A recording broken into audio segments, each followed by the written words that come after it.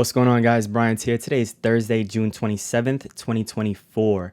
It's been a few years since I've done a video on the market internals, the tick, and the ADD. What we're looking at is the SPY on the top left here on the 5-minute time frame. We have the tick on the 5-minute time frame, and we have the ADD on the 5-minute time frame.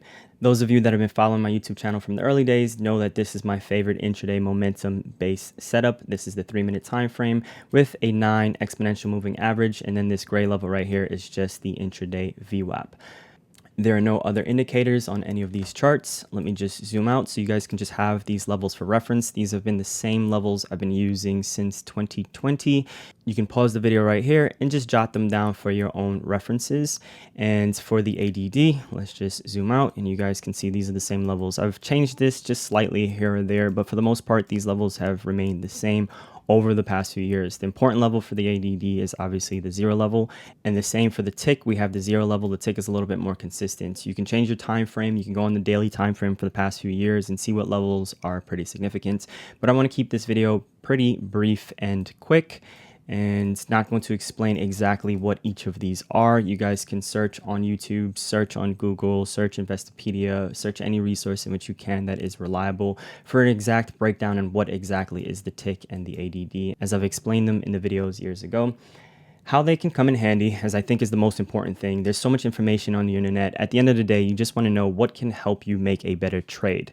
If you already understand technical analysis, you already understand basic concepts like supply and demand, and you're just looking for an extra edge or a little bit of an extra confirmation, this is where these market internals can come in handy. So if we're taking a look at today's example, so price action on the SPY was pretty choppy. We can see it opened here, it went up, it went down, it went up, it went down, it went up, it went down, it went up. By very definition, this is a pretty choppy day. There wasn't really a clear trend. And how can the internals help us? So let's just start with the start of the day here. This is the market opens and we push up. Market pulls back and then we push up. So right here we have a new high of day. So right here is our new high of day. Let me actually just mark the time in which this came in. This is Eastern time. So we can see right here just about between 10 and 10:15 Eastern time. So about 40 minutes after the market opened is when the market put in a new high and we broke the opening range high here. Now, if we take a look at the tick around the same time, so right about here, this would be, I'm just going to mark this off as right around here, 10:15. So just to have a reference so we can more importantly be able to spot the divergence, because that's where the internals are going to come in very handy. It's having the ability to spot the divergence between what the market internals are showing us versus what price action is showing us. So I just loosely drew a line, again, just to line up across each of these charts. So we can see that they're all around the same time. And we want to focus on just today because at the end of the day, that's what these market internals are used for. They're mostly for day trading, intraday setups, intraday confirmations, intraday divergences. And I will explain what I mean by divergence in a second if you are new to this concept. So what we have here is a new high of day on the SPY as addressed. But if we take a look, the tick was trending down. The high of day for the tick was going down. If the market puts in a new high, you will want to see the tick pushing higher also. It is not 100%. It does not always have to be that way, which is why the context of what is the market doing in a larger time frame. Are we in a bull market? Are we in a bear market? Are we in an uptrend? Is the market overextended for the past couple days?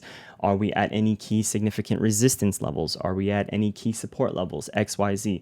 With every single piece or puzzle of the markets, you have to be able to combine all of it and understand the overall context and then understand risk management because nothing is 100%. So we get this new high of day, but the tick does not go higher. If we take a look at the ADD does also not go higher. So here's our SPY going higher, but our tick goes down. Doing my best to explain this as if I'm talking to a completely new trader to this concept. From here to here, market goes up. From here to here, the market internals go down and down. So we have down, down, and up. That is divergence. If the markets had a better chance of going higher, so if this pushes higher, we would want to see the tick also being higher, and we would also want to see the ADD going higher. So the ADD should have been somewhere around here, and the tick should have been somewhere around here. They should also have broken the high of day. Again, it does not have to always work out that way, but this is where you zoom out and maybe there's some previous resistance. Maybe there's some previous supply on our chart. As we can see, there is right here. Here's our previous resistance. We have a supply zone. And that's what I'm referring to when I mentioned putting together the context of all the clues that you have, such as support and resistance, supply and demand, and a lot of the other basic principles of technical analysis. If you are considering shorting here, your job as a trader should be to find some sort of context clues to back up your idea. So if your idea is I want to short because I think the market is going to go down because we are in some sort of supply zone or we are at some sort of key resistance level, your job is then to investigate what other things or other clues do I have to show me that we will potentially go down from here. Later in the day, the market makes a little bit of a recovery. It gets back over VWAP and we see the market consolidates right here for a bit. So this is about 20 minutes worth of consolidation. We consolidate right here and we come back to essentially this little pockets of price action right here. Just when price ended up selling off, we come back to this area. So if price is here and we're trying to decide if we think it's going to go higher or is it going to roll back over, we can use our market internals to see if we have any additional clues. So at this point right here, this is now 10:40 a.m. Eastern time when the SPY was here. And now we're looking at 140.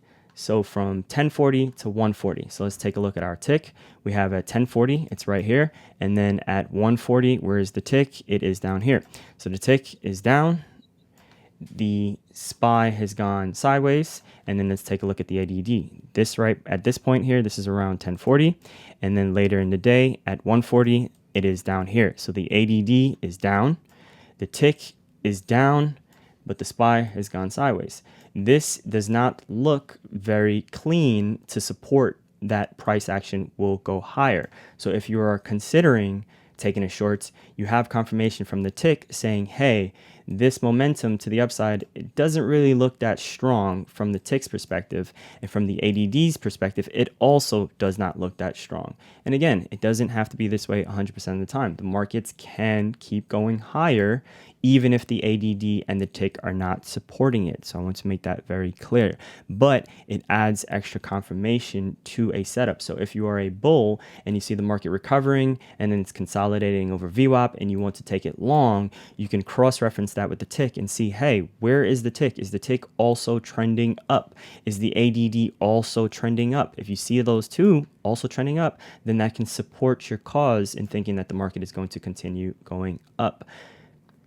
The reason I included this chart down here as the way in which I like to assess intraday trading for momentum days or trend-based days is because this is where the 9 EMA can come in handy. If you're already suspecting that the market is going to roll over or pull back down from where it's at, this is where you can look for something like a 9 EMA VWAP crossover. So we have right here, or you can wait for price to break back down below the EMA and then you can get short, and this is essentially where you ride the trend. So you remain short until the market closes over the 9 EMA, and this is where you close your short. So your short trade can essentially be from here because this is where we close below that 9 EMA after we broke down from this trend right here as it was forming. So price, this is the first break below the trend. This was also the first candlestick after the opening drive session or after the first 30 minutes of the day where price broke down again from this trend. We actually punctured VWAP. It ended up bouncing back up, but it ultimately closed below the EMA. That is showing a change in the short-term trend. So if you decide to get short here, you can ride this trend down. We have technical patterns that happen all day long. In this case here is a bear flag. This was actually the short in which I took. As I'm a very patient trader, I just took a small scalp from here to here, and that was essentially my one trade of the day. If you watch any of my videos over the past few years, you know I seldom make videos covering these types of micro scalps. I'm expecting volatility to return into the markets later in the fall, especially since it is a general election. So I'm just making sure to blow the dust off of some of my old tools in which I used to use when I was more of a momentum-based intraday type of scalper. These are the tools in which I liked. understanding the market internals, then looking for technical patterns using the 9 EMA VWAP crossover. I'll leave a link in the description down below to one of my favorite intraday momentum-based setups. And then the same thing here, we can see later in the day, price rolls over, it breaks down, it struggles to reclaim the 9 EMA, even if you're very patient and you want to wait for the 9 EMA to cross back over VWAP and then you decide to get it short here. In this case here, the reward was very nice and it came very quickly.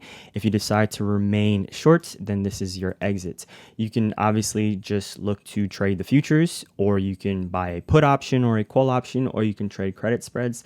This style of understanding technical analysis with credit spreads is very rewarding because you can take advantage of the passage of time. So in other words, if you see this momentum slowing right here, you see the rollover in the ADD, you see the decrease in momentum in the tick, and then you decide to sell calls at the high of day, it means you don't have to time it so perfectly. As long as the market does not return back over the high of day too soon, you can just let data eat away at those call options, and the same thing works in reverse for puts. So this is a strategy. It is essentially a couple tips using the tick and the ADD with price action on the SPY.